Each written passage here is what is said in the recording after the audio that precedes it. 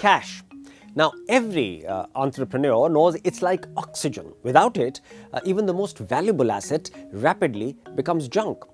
Which is why in 2014, when the Modi government took over, I had advocated a TARP, T-A-R-P, like rescue plan for our economy. Then, of course, I had advocated it as a solution to the twin balance sheet problem. And now I think it can very quickly arrest the IL&FS contagion. Let's begin with a bit of history to give you a context of what I'm recommending. Lehman filed for bankruptcy on 15 September 2008. Markets plunged, threatening the global economy with a very disorderly collapse, if you would recall what happened those days. But to the US government, Uncle Sam's credit, it swiftly got into emergency mode. In less than 3 weeks, mind that, in less than 3 weeks, on the 3rd of October 2008, President George Bush signed the Emergency Economic Stabilization Act, also known as TARP, or the Troubled Asset Reconstruction Program.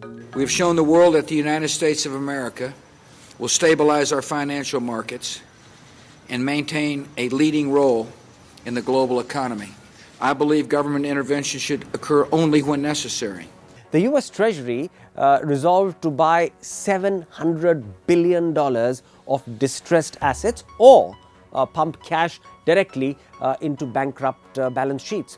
Now, $245 billion was given to banks, $70 billion to the insurance giant AIG, $80 billion was used to rescue auto companies like GM and Chrysler, and the rest was given to a clutch of endangered entities.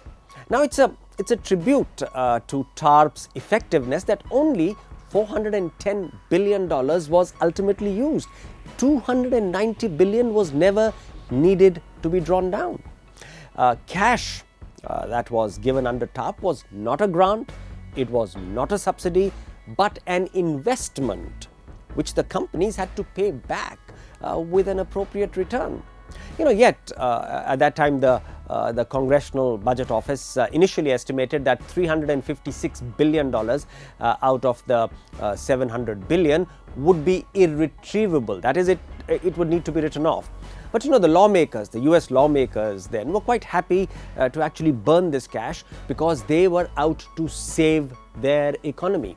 They understood that the promise of immediate dollars, straight right up cash, that would obviate a systemic meltdown. Now, how I sometimes wish the Modi economic team had the same understanding of market psychology. Finally, as opposed to the feared loss of $356 billion, TARP ended with a zero loss. Mind that, zero loss, and by some estimates, even a marginal gain for the US Treasury.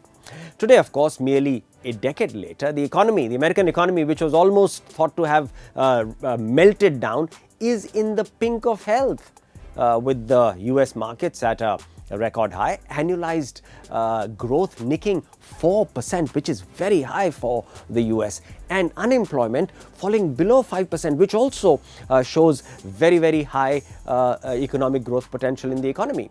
Frankly, in my book, these numbers tell you how successful TARP actually was. Now, I assert that a mini-TARP for IL&FS will help ordinary Indian investors and harm crony capitalists.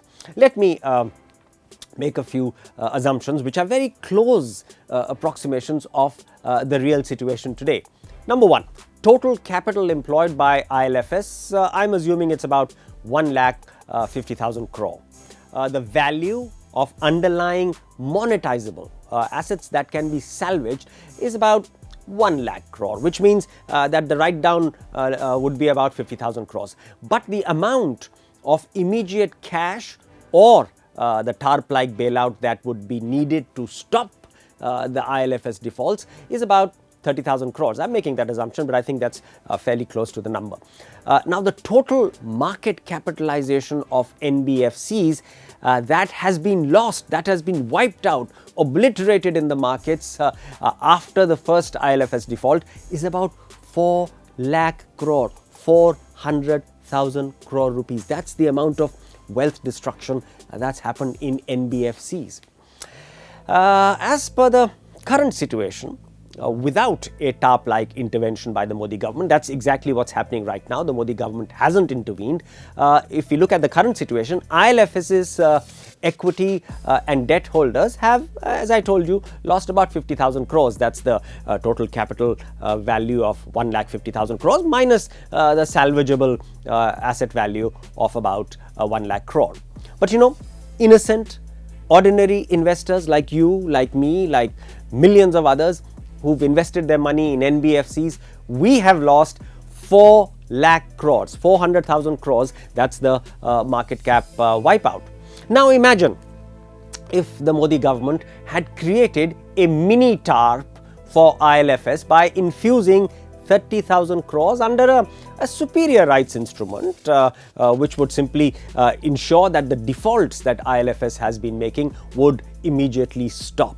Now IL&FS's equity and debt holders in this situation, in the TARP-like situation, would have lost 80,000 crores. That's 30,000 crore rupees more than the 50,000 crores that they are losing in the current non-TARP situation. And finally, even if we make the rather generous assumption that only half, while a lot of people would tell you more than that, but let's make the generous assumption that only half the market cap losses of NBFCs were on account of IL&FS's default.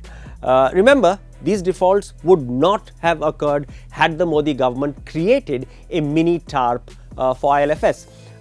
If that assumption holds, we see an immediate gain of 200,000 crores, 2 lakh crores for ordinary investors like you and me, people who put money in NBFCs. So, there you are. By not going for a TARP-like bailout, Prime Minister Modi has given an extra gain of 30,000 crore to crony capitalists who allowed IL&FS to crash because their losses are only 50,000 crores when they would have been 80,000 crores under TARP, while levying an extra 200,000 crore on ordinary innocent investors like you, like me. Now, the above is very simple arithmetic, but a team of IAS babus or bureaucrats will never understand it because they are just deeply suspicious of market forces. In the end, all hapless ordinary investors who've lost a lot of money can only ask, "Ye kya kar diya Pradhan Mantri Modi ji? What has your government done, my dear Prime Minister Modi?"